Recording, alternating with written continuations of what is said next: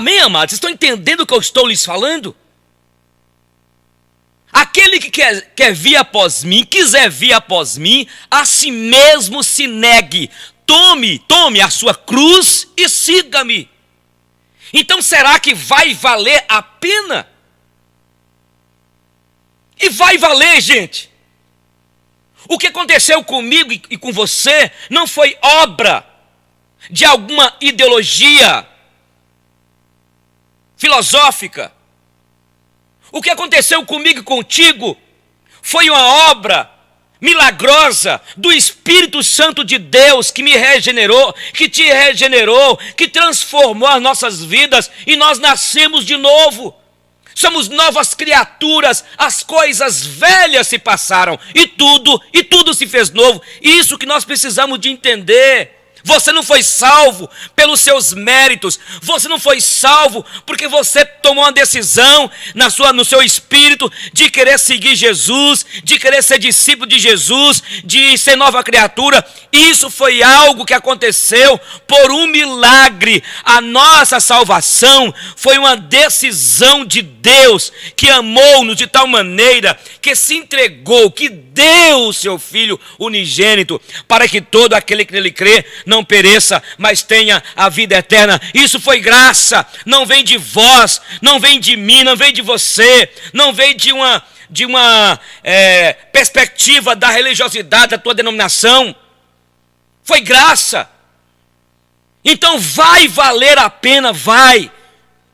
Porque quem traçou esse projeto foi Deus, antes da fundação do mundo. Antes até mesmo do vazio pré-existente da matéria, ele já era. E foi ele que idealizou, foi ele que traçou isso. E vai valer a pena. Porque o plano de Deus, os seus planos, são perfeitos. Glória a Deus, gente. Amém? São perfeitos. O plano dele é melhor. É o que nós falamos aqui a semana passada. Então vai valer a pena. Vai valer a pena você tomar uma decisão, e isso foi, na verdade, obra do Espírito Santo, de abandonar a vida de pecado que você vivia, uma vida desregrada, uma vida sem sentido. O mundo tem algo para nos oferecer? Claro que tem, gente. Claro. As euforias descomprometidas, o sexo, o prazer, não é? As danças, as farras, as noitadas. Quantos e quantas estão nas noitadas, das baladas, curtindo, nas euforias descomprometidas, satisfazendo a vontade da carne. Agora, será que vai valer a pena você ter abandonado esta vida que você vivia de paqueras, de curtição, de ter, na verdade, meninas e meninas para você deitar, homens para você deitar? Presta atenção. E aí ainda tem alguns que estão dentro da igreja, dentro das comunidades, reclamando. Quando eu era do mundo, eu namorava com quantas meninas eu quisesse. Tem algumas moças que estão lá fora, buscando lá fora. É assim. Ah, porque quando eu era do mundo eu tinha muitas meninas, eu tinha um namorado que eu queria. Quantos que estão igual o povo de Deus quando saiu do Egito, com saudade das carnes, das cebolas, dos coentros, ou sei lá, do Egito. Ficaram murmurando, reclamando para Moisés. Eu creio que você não entendeu ainda. Essas pessoas que têm saudade do mundo, essas pessoas que estão dentro da igreja murmurando, dizendo que não dá para esperar, não dá para esperar. Ora, o que foi feito em vocês, se foi feito mesmo, foi obra do Espírito Santo de Deus. Tem muitos que estão entre nós que na verdade não são trigo, joio. Eu quero fazer essa pergunta para você, jovem. Eu quero fazer essa pergunta para o senhor. Está difícil seguir a Jesus? Está cansativo, exaustivo? Escolha hoje se você quer continuar com Jesus. Que saudade é essa do mundo? E só você sabe, Deus sabe, o quanto você sofreu do vazio que existia aí dentro. Era ou não era? Um vazio miserável que te deixava para baixo, que te oprimia. E agora você chega para a comunidade cristã, Deus está te dando o privilégio de você ter uma nova vida. O problema é que muitos não estão entendendo o que é seguir Jesus. Esse projeto de vida, seguir Jesus, é o mais fascinante projeto de vida. É fascinante. Agora, quer seguir Jesus? Aquele que quiser vir após mim, a si mesmo se negue. Tem que negar mesmo as paqueras, as farras, as danças, as euforias, os forrós da vida, as baladas da vida, os funk da vida. O problema é que você não entendeu ainda que tudo que isso aí é passageiro. A Bíblia diz aqui, a palavra do Senhor, em 1 João capítulo 2, versículo 16, 15 em diante: não ameis o mundo. Qual é a ideia de mundo aqui? Não ameis o sistema pecaminoso e as coisas que no sistema pecaminoso há. Porque o que há neste mundo só há o quê? Concupiscência da carne. É isso mesmo, é o prazer da carne. O mundo está erotizado, a sociedade erotizada. Olha as redes sociais.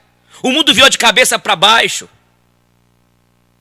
Já chegou, já profetizado por um profeta nosso, ou poeta nosso brasileiro, que chegaria no final dos tempos, dias, em que as pessoas teriam vergonha de serem pessoas verdadeiras, serem honestas. Não é assim? Hoje a sociedade aplaude os corruptos. Aplaude hoje o quê? A nudez. Quanto mais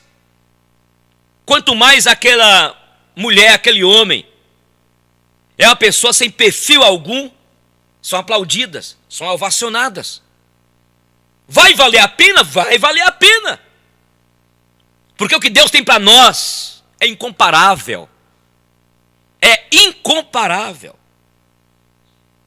É verdade que o texto que eu vou citar aqui agora, de Coríntios, na interpretação exegética de alguns teólogos, nem olhos viram, nem ouvidos ouviram, nem jamais penetrou no coração do homem o que Deus tem preparado para aqueles que o amam. E na verdade, o que Deus preparou? Já preparou Jesus, mas só se você vê o contexto do texto, dentro da perspectiva de Isaías.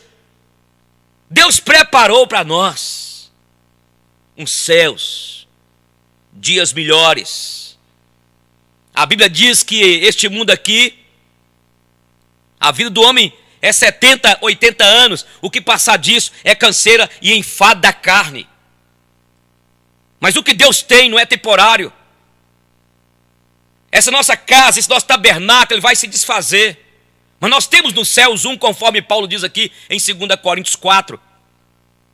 Se isso se desfizer e vai ser desfeito, isso aqui é a carne. Mas nós temos uma morada nos céus.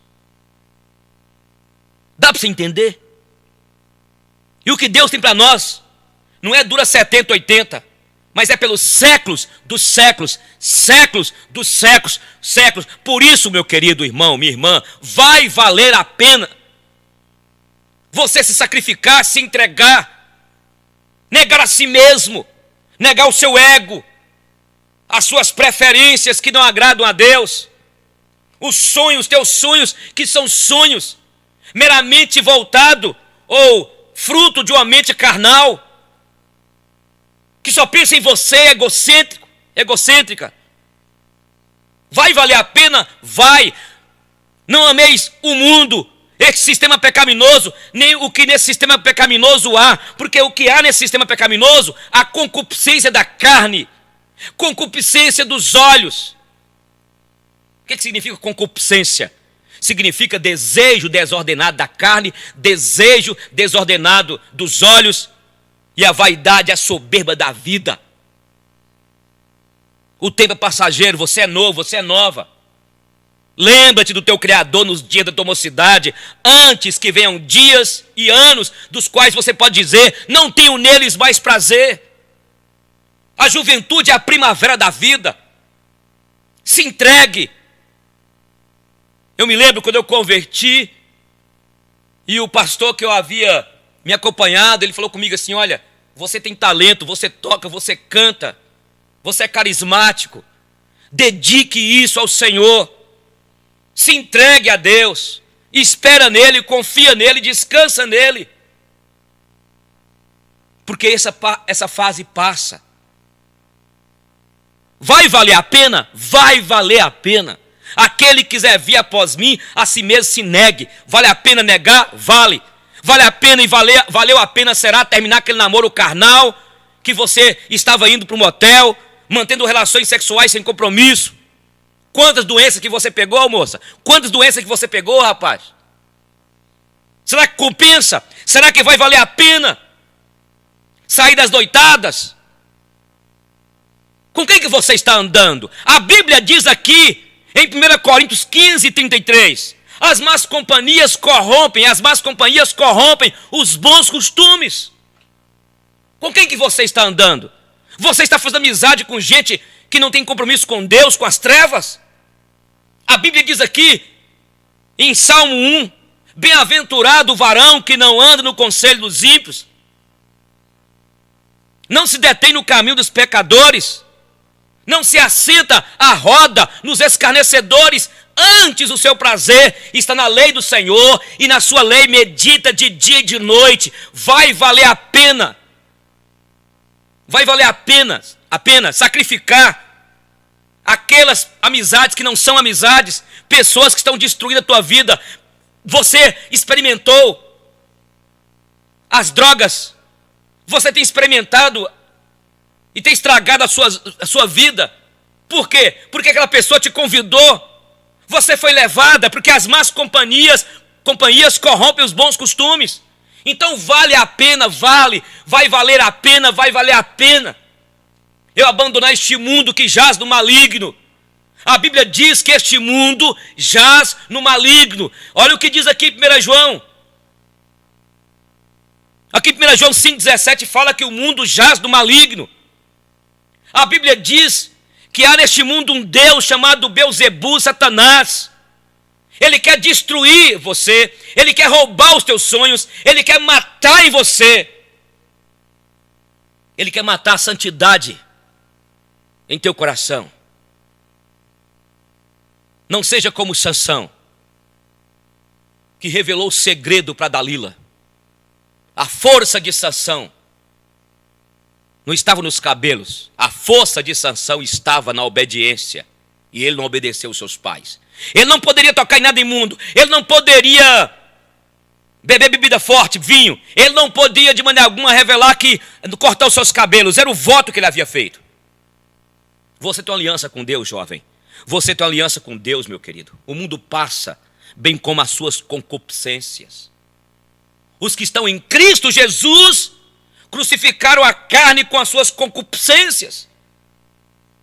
Você tem o selo do Espírito Santo de Deus. Você tem a marca da promessa. Corre em tuas veias muito mais do que sangue azul. Corre em tuas veias o sangue do imaculado Cordeiro de Deus, que te purificou, que te remiu. A minha dívida e a tua dívida foi paga naquela cruz. É o que diz aqui em Colossenses, que ele pegou o escrito de dívida que estava contra nós e cravou naquela cruz. Glória a Deus, gente. Está entendendo o que eu estou falando? Está entendendo? Qual é o nosso tema? Vai valer a pena. Sim, vai valer a pena. Vai valer a pena pagar um preço. Vai valer a pena não ficar me entregando ao prazer do carnaval, que em Montes Claros, em alguns lugares, carnaval é festa da carne. Vai valer a pena. Faça uma avaliação nessa noite, em nome de Jesus, se você é nova criatura. Faça uma avaliação nessa noite, se você já tem o Espírito Santo de Deus. A Bíblia diz aqui em Romanos capítulo 8, aqui em Romanos capítulo 8, é o que diz: que o Espírito de Deus testifica em nosso espírito que somos filhos. Se somos filhos, somos co-herdeiros. Cristo é herdeiro, nós somos co-herdeiros com Ele. Você é filho. Ou será que você está dentro da igreja apenas por estar? Apenas pelo senso religioso que qualquer pessoa tem? Porque imagem e semelhança de Deus significa que nós temos, todo ser humano tem esse senso religioso. Mas na verdade você não nasceu de novo. É preciso nascer de novo. É nova criatura. O prazer do justo, o prazer de quem já tem Jesus, está na lei do Senhor. E na lei do Senhor medita de dia e de noite. Medita de dia e de noite. Medita de dia e de noite. Você converteu já? Ou ainda você continua paquerando? Permita-me a expressão chula aqui, pegando as menininhas. Você é um pegador. Você começa a namorar com a menina. E esses dias aí a menina falou comigo: pastor, uma pessoa aproximou de mim, crente, e começou a conversar. Eu estava no lugar pregando. E aí, quando depois de alguns dias, já me chamou para um motel. E eu perguntei: o que é que você fez? Eu coloquei a mão no peito dele aqui e dei um empurrão nele. É isso. Muitas vezes os nossos encontros, nas nossas comunidades, os nossos jovens estão se promiscuindo. Você é nova criatura. Você nasceu de novo. Vai valer a pena? Vai valer a pena. O que nos espera é muito maior. O que nos espera é algo tremendo. Este mundo passa bem como as suas concupiscências. Você é pó. Sabia que você é pó?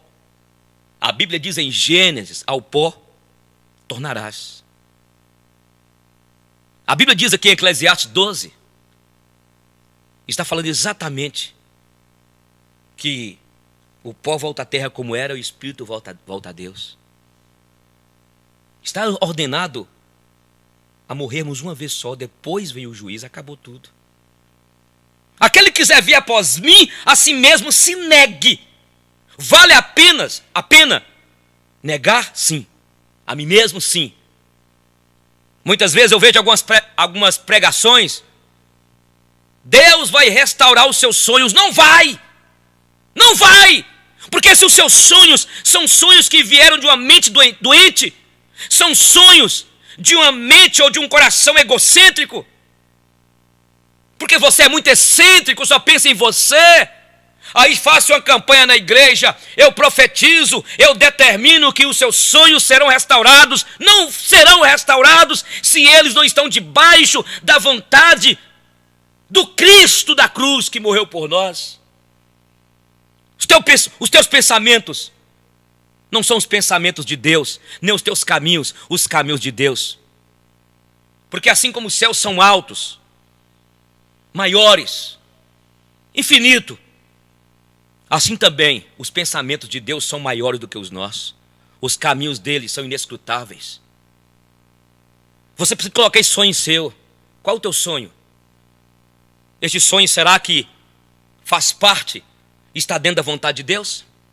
Eu gravei uma música: quando os sonhos são desfeitos, tudo é simples ilusão. Tudo é simples ilusão. Não foi desejo do Senhor que por você morreu na cruz, para que tu vivas feliz. Quantas vezes está chorando? Quantas lágrimas tristonhas? Quantas? Quantos sonhos que desabaram? Porque o plano do Senhor, o plano de Deus para a tua vida, não era os teus sonhos que você tinha. Então essa ideia de dizer que Deus vai restaurar os seus sonhos, Deus vai restaurar os seus sonhos, pode acontecer de alguns serem restaurados, porque na verdade não fere os princípios de Deus, mas muitos dos nossos sonhos são sonhos que vêm do orgulho, da vaidade, da altivez, de um coração totalmente aliançado com a carnalidade, com a sociedade materialista, uma sociedade hedonista. Então vai valer a pena, vai, você sacrificar os teus sonhos para sonhar os sonhos de Deus, porque os sonhos de Deus são maiores do que os nossos, são melhores, são perfeitos, e conduz à paz, conduz à harmonia, conduz à unidade e conduz ao coração do Pai. Glória a Deus, gente. Glória a Deus. Nosso tema: vai valer a pena. Aquele que quiser vir após mim, a si mesmo se negue. Tome a sua cruz e siga-me. Todas as vezes que você fizer um sacrifício. Uma menina me compartilhou há pouco tempo. Uma amiga namorava com um rapaz, há muito tempo eu não havia. Um rapaz bonito, um rapaz financeiramente estável, um emprego invejável, mas ele não tinha um compromisso com Deus. E de vez em quando ele ia na igreja com ela, mas para criticar do sermão do pastor, criticar da humildade ou do jeito dos irmãos. E ela foi ficando intrigada, ela nasceu num lar cristão. Aí ela falou comigo: olha, Eugênio, eu paguei um preço.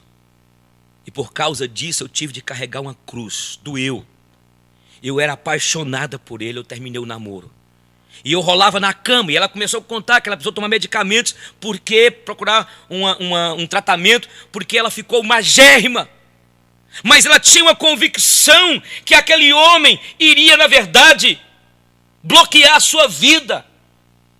Se no namoro ele ia na igreja criticando o sermão do pastor, criticando a igreja, fazendo alguns questionamentos,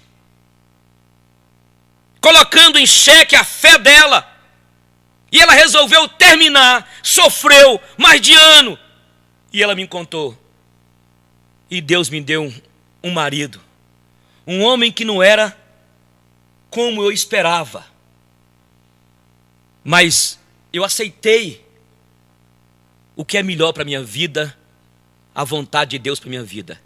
E ela disse: eu sinto paz segura com ele. E eu hoje tenho meus 2 filhinhos, um casalzinho, e sou feliz, Eugênio. Eu sou feliz. Está me ouvindo? Está entendendo o que está acontecendo? É carregar a cruz. Quando você decide: não quero mais fazer isso, não quero mais fazer aquilo outro, eu não estou mais aqui, não quero mais envolver com tráfico de drogas, eu não quero mais mexer com drogas, eu não quero mais me envolver com isso, aí você vai sofrer as chacotas, a perseguição, as injúrias, calúnias, e vai ser um peso. Essa que é a ideia de cruz. Aquele que quiser vir após mim, a si mesmo se negue, tome a sua cruz. E tomar a cruz é exatamente isso aí. É você abraçá-la com todo o peso que ela tem, como Jesus, ao ter sido levado com aquele lenho para o Gólgota, ele sentiu o peso, mas ele precisava de levar aquele peso por mim e por você. Mas lá na frente, ele pôde sentir o alívio. Isso é carregar a cruz. É você que tomou a decisão de seguir Jesus, e agora as suas amigas, os seus parentes, a sua mãe, que até falou que vai te deserdar, mas vai valer a pena. A Bíblia diz aqui que aquele que não deixar pai, mãe, irmãos, por amor a mim, não é digno de mim. E aquela pessoa que perder tudo, vai ganhar muito mais. As coisas passam. Aconteceu numa igreja que nós congregávamos, quando uma menina decidiu a Jesus, e na época estava fazendo discipulado, e os seus pais a expulsaram para fora de casa. Os seus pais eram religiosos, de uma denominação idólatra, e a expulsou. E ela falou assim: mas a minha decisão, eu não posso voltar atrás. Não pude acompanhar mais, porque eu fui embora daquela cidade, mas o que eu sei é que ela foi batizada. Talvez você vai ter de carregar essa cruz da humilhação, da rejeição. Quando se fala de cruz, está falando de um peso. É você assumir a dor, a angústia, a tristeza, a amargura do peso da cruz. Jesus sofreu por mim e por você o peso. Entende o que eu estou falando com você? É você, na verdade, aguentar isso aí, ó. O peso do lenho é a rejeição,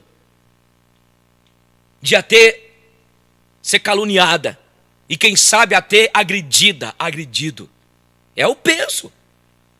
Por isso que essa ideia de seguir Jesus não é fazer parte de um fã-clube, gente. Seguir Jesus não é fazer parte de um fã-clube. Seguir Jesus não é, na verdade, viver um romance Apesar que seguir Jesus, de vez em quando, tem uma parte que é romance. Seguir Jesus implica em abandonar o pecado. Conversão é a renúncia das coisas que não valem a pena. Você está nova, você está novo. Tudo isso vai passar. Nós estamos vivendo hoje numa sociedade hedonista. Estamos vivendo numa sociedade dominada pela mídia, onde as pessoas estão adoecendo, onde o que vale hoje é o belo, as academias se multiplicam, o culto ao corpo. Não estou dizendo que você não deva fazer um regime, que você não deva alimentar bem, mas o que nós estamos vendo hoje é a vaidade, a ostentação. Olhe para vocês verem alguns Facebooks. De vez em quando eu assusto, porque eu vou acessar alguém que diz ser minha amiga, principalmente a mulher, e eu falo, brincadeira, não é ela não. Parece que conseguiu, sabe? Conseguiu fazer tanto efeito na foto, que eu não sei como é que consegue o programa Photoshop daquele jeito. Ostentação. Vai valer a pena carregar a cruz, ser rejeitado, ser humilhado. Vai valer a pena. Não fica ouvindo essas ideias aí que existem de alguns líderes. Olha, por que é que então que o mundo está cansado de ver uma igreja que deveria carregar a imagem da morte, mas não carrega? Não carrega. E não carrega porque ela mesma recusa-se a morrer. E se a ordem é essa? Se a ordem é essa, por que então que não vemos mais vidas sendo geradas? Nações sendo alcançadas em meio à voluntária entrega da vida por parte daqueles que se dizem cristãos. Por quê? Porque existe algo muito errado em nosso meio. Existe algo de muito errado em meio àquilo que chamamos de evangelho do reino de Deus. Evangelho do reino de Deus não é o que chamamos de evangelho do reino de Deus. É evangelho do reino dos homens, para os homens. Não é evangelho do reino desta, ou é o evangelho do reino dessa terra para essa terra. Não é evangelho do reino de Deus. É o evangelho do reino para você mesmo, para o seu próprio benefício. Então ninguém quer carregar a cruz, ninguém quer morrer. Mas o evangelho do reino de Deus é esse. É o evangelho que te leva a morrer. Por isso que vai valer a pena você abraçar esse evangelho. Esse evangelho que tem sido pregado aí, que não tem cruz. Esse evangelho do determinismo. Esse evangelho só querer bênção, eu quero buscar a minha bênção. E o que é dizer de alguns pastores e líderes que lucram? São os famigerados pastores, são os famigerados apóstolos, são os famigerados líderes que querem, na verdade, sugar você. Quer dinheiro, revelações mentirosas. Quantos que estão arregimentando fiéis com milagres camuflados, com táticas as mais esdrúxulas, táticas de hipnose, mas não falam da cruz. Falta líderes que preguem a verdade. E o povo, por falta de líderes que preguem a verdade, e prega o que o povo quer ouvir, aí nós estamos vendo essa balbúrdia no arraial daqueles que dizem fazer parte da comunidade que irá morar nos céus, do povo que irá morar nos céus. O povo está adorando outros bezerros de ouro, e o grande bezerro de ouro dos nossos dias é o quê? É a bênção. Eu quero voltar a repetir, é a bênção. Vem hoje receber a sua bênção. Hoje eu vou determinar que você vai emagrecer. Hoje eu vou determinar a tua cura. Hoje eu vou determinar, viu? Seu namorado terminou com você, eu vou determinar que ele vai voltar. Oh, bruxaria. É o grande bezerro de ouro chamado bênção. Eu vou receber minha bênção. O grande bezerro de ouro hoje, dos nossos dias, é a vitória, é a conquista, é o bezerro da prosperidade, é a saúde, não é? É o bem-estar, é o meu conforto, é a minha necessidade, é o meu reino, é a minha vida, enquanto a Bíblia diz aqui, aquele que quiser ganhar a sua vida, perdê-la-á. Quem perder a sua vida pelo Evangelho, quem perder a sua vida por amor de mim, ganhá-la-á. Está entendendo, meu irmão? E o que quer dizer hoje as campanhas? 7 passos para ganhar a bênção. Vem aqui. 21 dias para você conquistar aquilo que você perdeu. Ora, gente. Se você perdeu porque Deus teve um propósito. E talvez aquilo que você perdeu porque não é teu. E talvez aquilo que você perdeu é porque Deus tinha um plano de você perder, porque você perdendo, você vai ganhar algo mais, a intimidade com Deus. 40 dias de jejum da vitória. 12 maneiras para ser próspero, um pouco mais. Não é assim? 318 formas para você fazer com que Deus faça aquilo que você quer que Ele faça.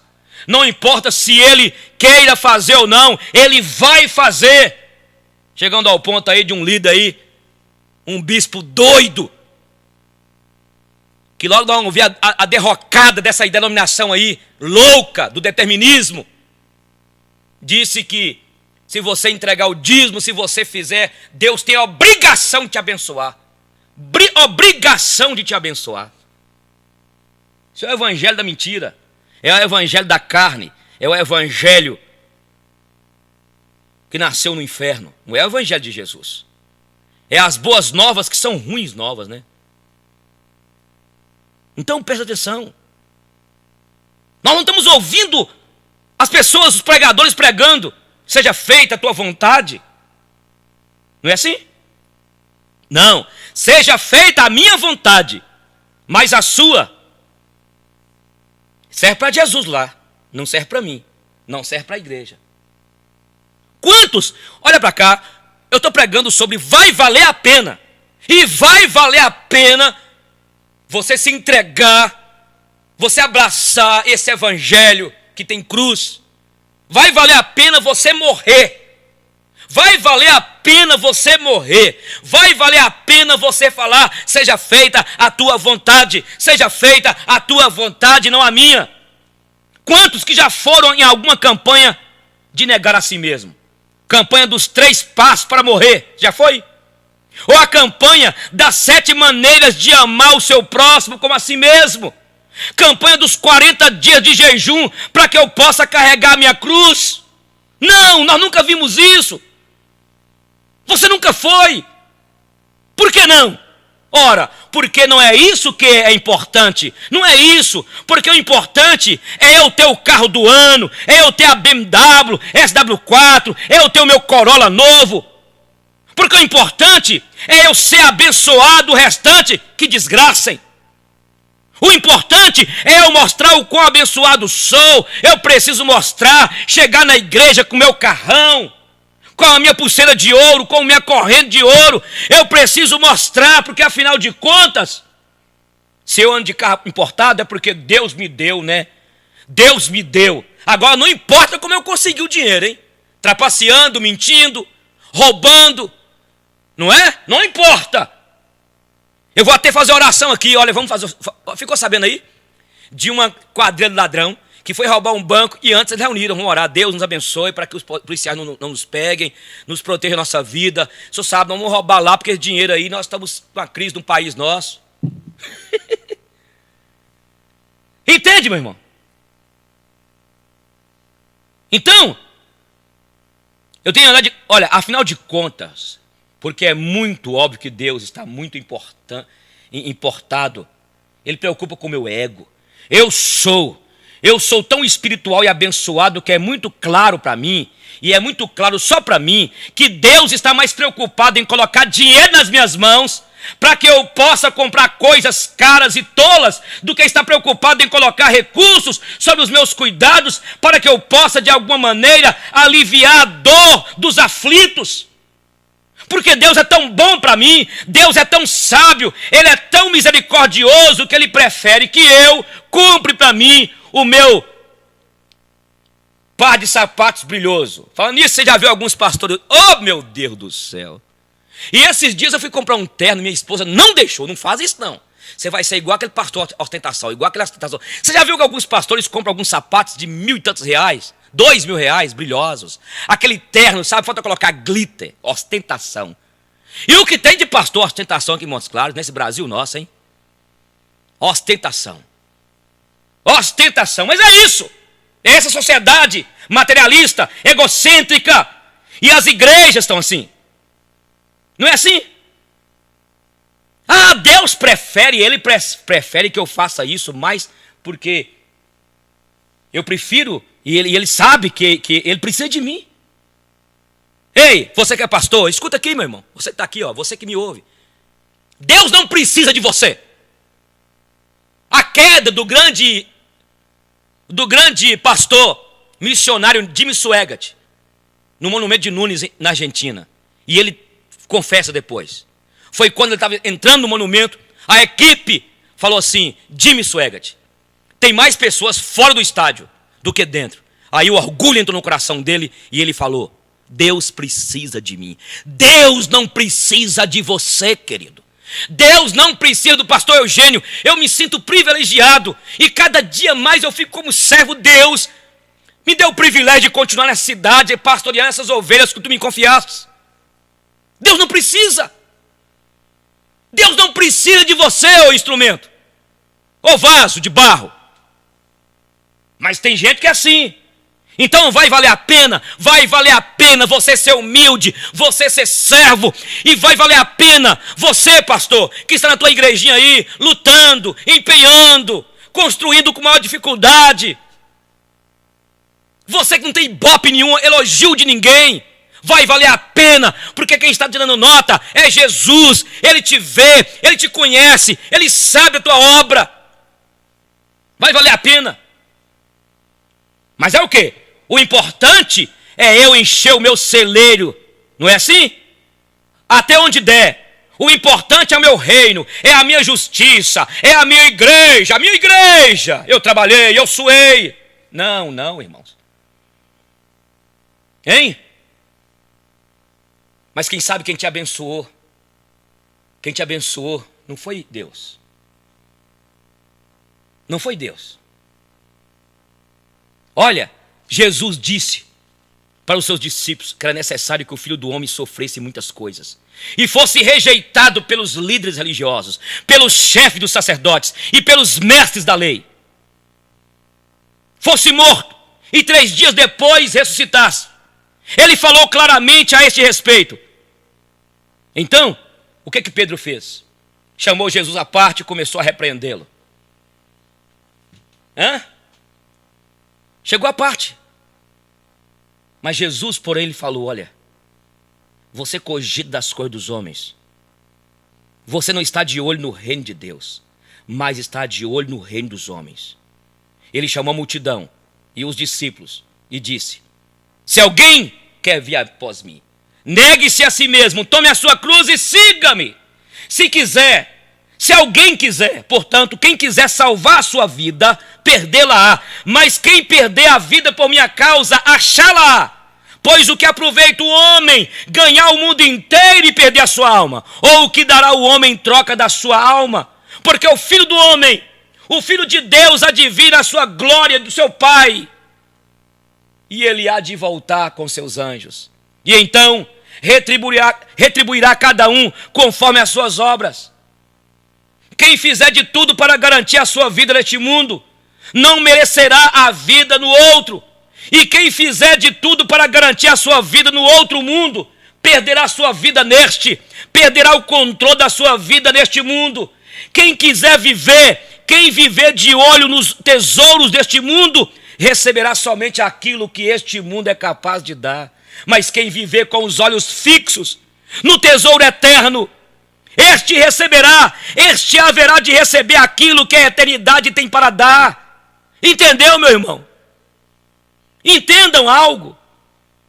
Sabem Porque existem religiosos fanáticos que se matam, que se suicidam, que dão as suas vidas para serem destruídas. Sabe por quê?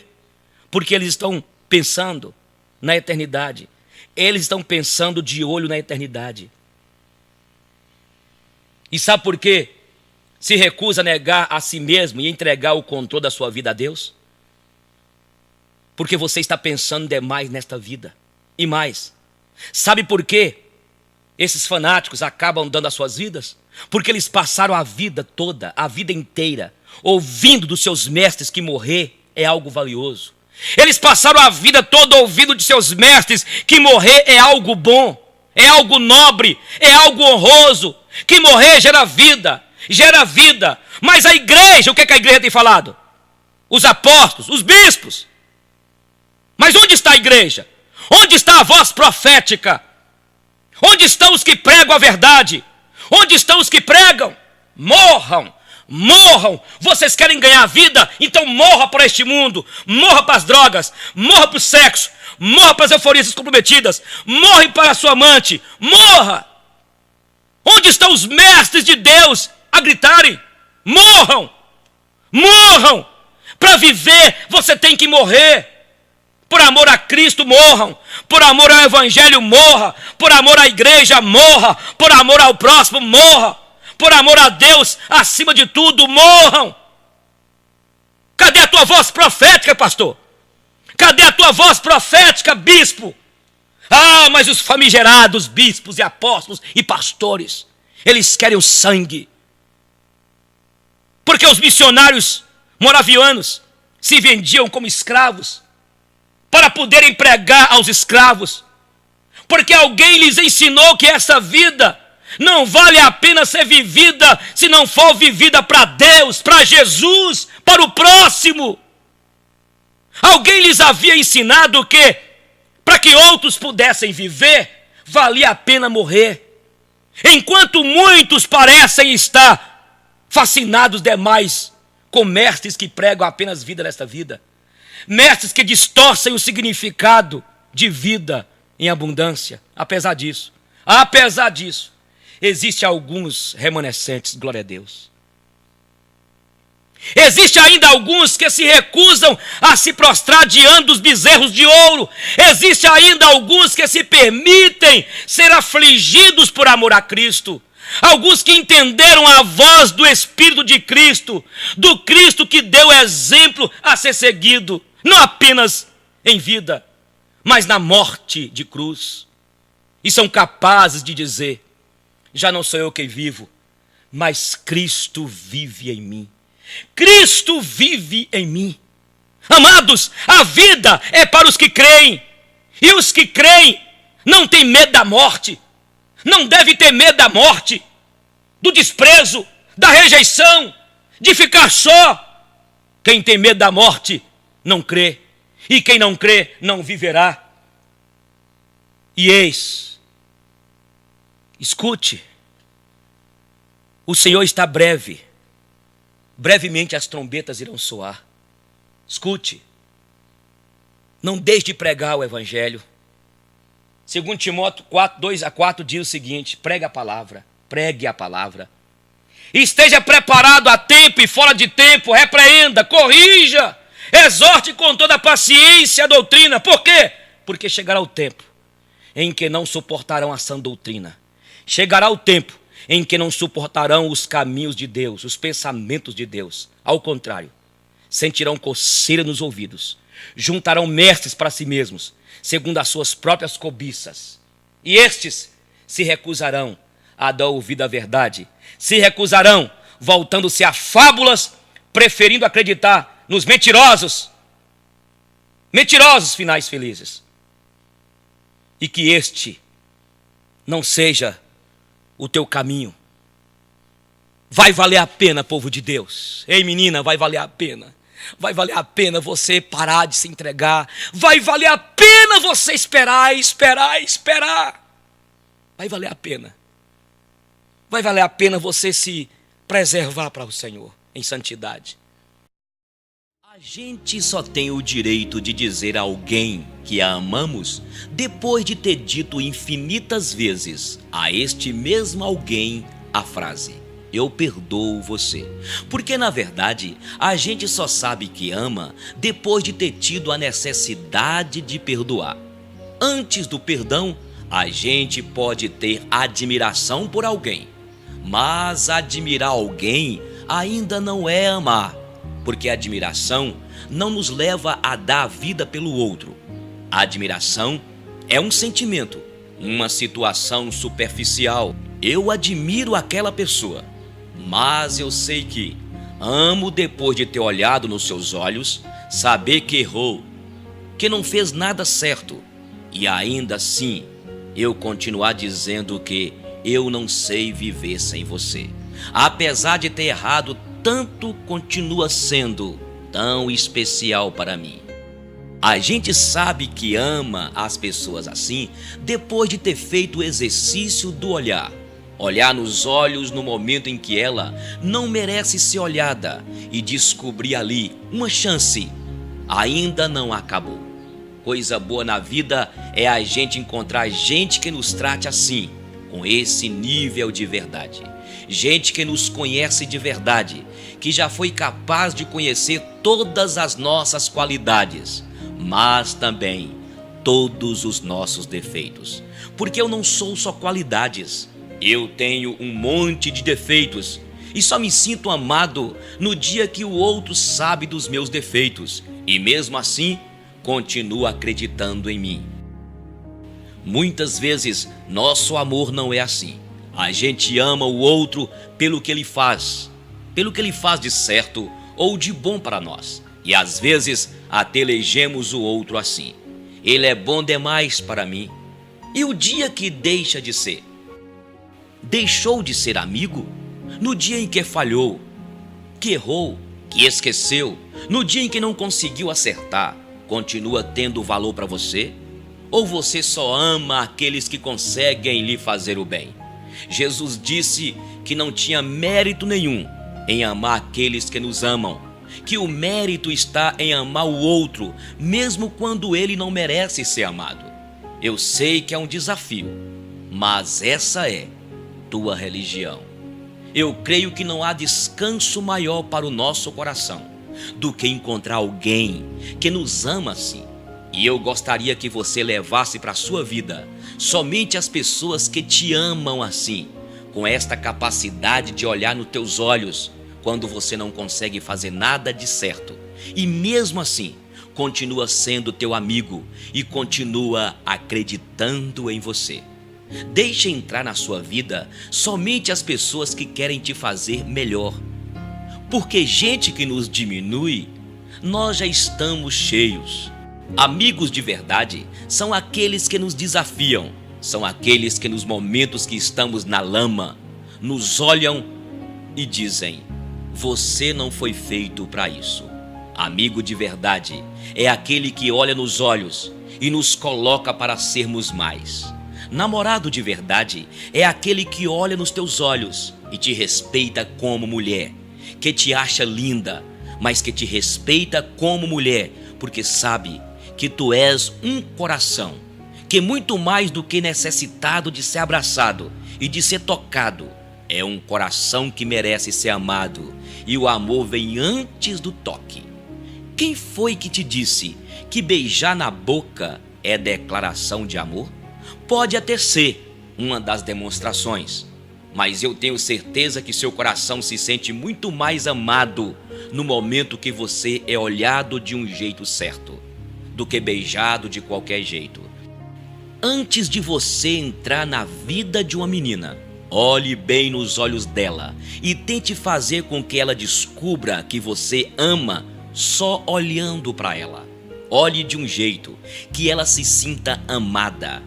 E se você olhar do jeito certo, você não precisa ter ciúme, porque a mulher que for olhada de um jeito certo nunca mais vai querer encontrar outro olhar.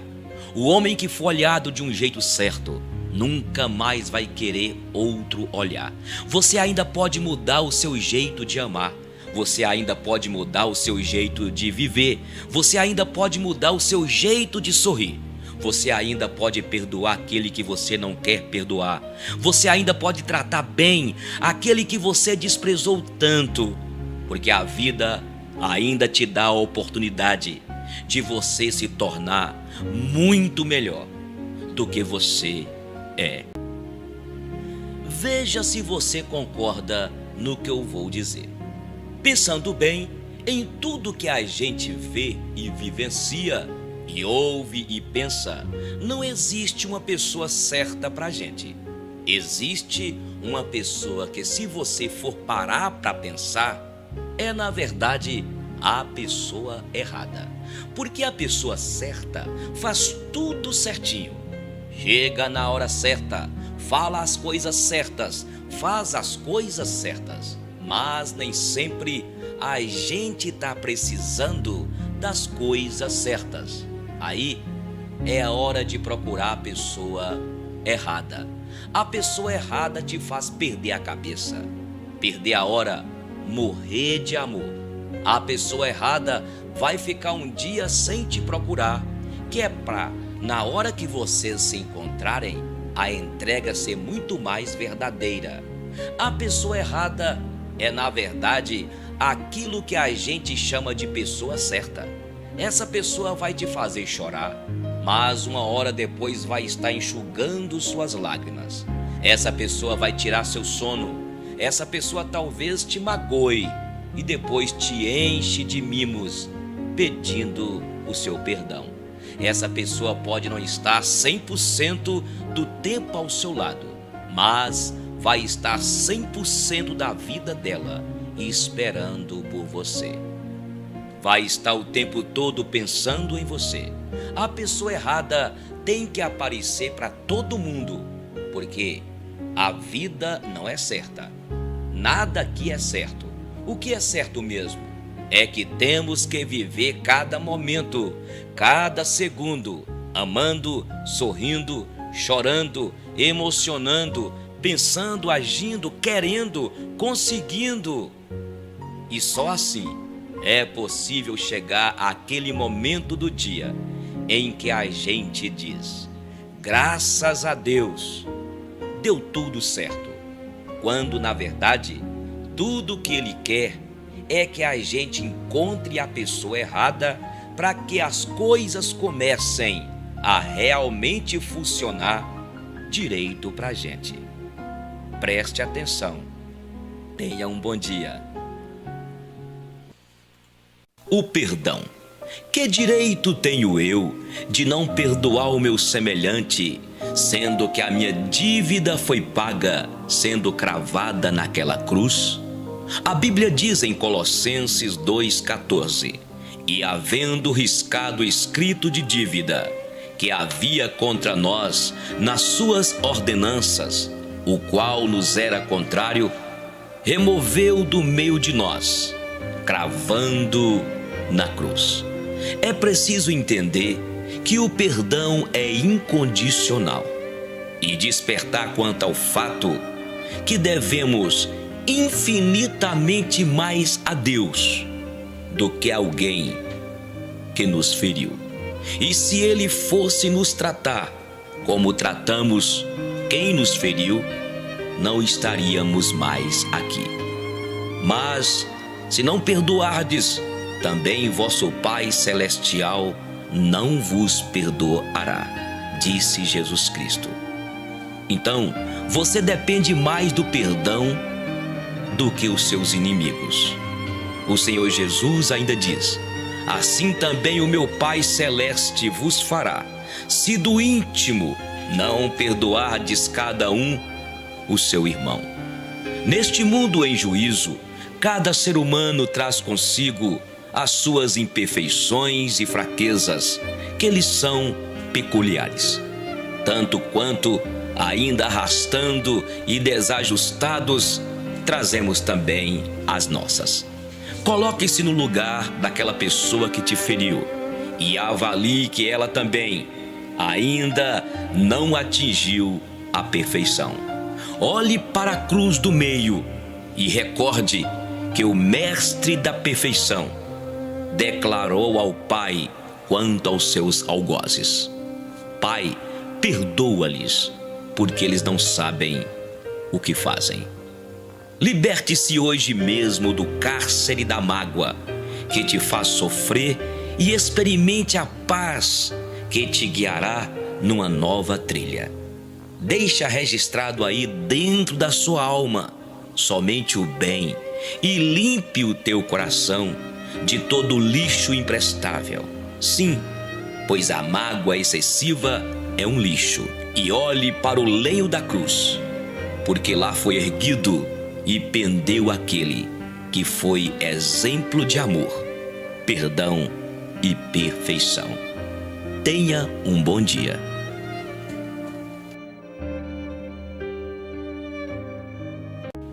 Amizade. Muitas pessoas irão entrar e sair da sua vida, mas somente verdadeiros amigos deixarão pegadas no seu coração.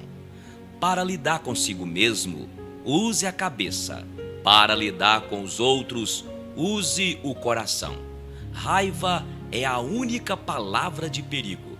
Se alguém te traiu uma vez, a culpa é dele. Se alguém te traiu 2 vezes, a culpa é sua. Quem perde dinheiro, perde muito. Quem perde um amigo, perde muito mais. Quem perde a fé, perde tudo. Jovens bonitos são acidentes da natureza. Velhos bonitos são obras de arte. Aprenda também com o erro dos outros. Você não vive tempo suficiente para cometer todos os erros. Amigos, você e eu. Você trouxe outro amigo. Agora somos 3. Nós começamos um grupo. Nosso círculo de amigos. E como um círculo não tem começo nem fim. Ontem é história, amanhã é mistério, hoje uma dádiva. É por isso que é chamado presente. Tenha um bom dia.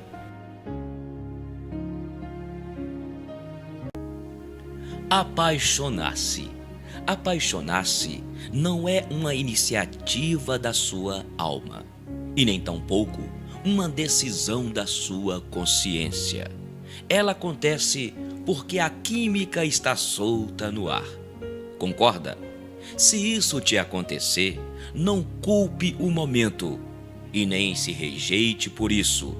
Não se martirize porque isso aconteceu exatamente com aquela pessoa errada. Não pense que por isso és imaturo ou infantil. Não és. O segredo é tomar fôlego, respirar fundo e administrar tudo pela razão. Crie estratégias, divida com alguém de confiança ou encare de frente este sentimento sem perder a lucidez de considerar sempre o outro. Te aconselho, não julgue os apaixonados e nem ria das suas lágrimas. Tu ainda és de carne e osso, e o seu coração continua enganoso e desesperadamente corrupto. Apaixonar-se não é um sentimento exclusivo de uma idade, e só com carentes que acontece. Os carentes são mais vitimados. Claro, você pode ser formal, comprometido, estável, um bom religioso. Em qualquer curva da vida, você poderá dar de cara com este sentimento desmedido. E aí, terá que curvar-se diante da sua frágil humanidade. Pense nisso.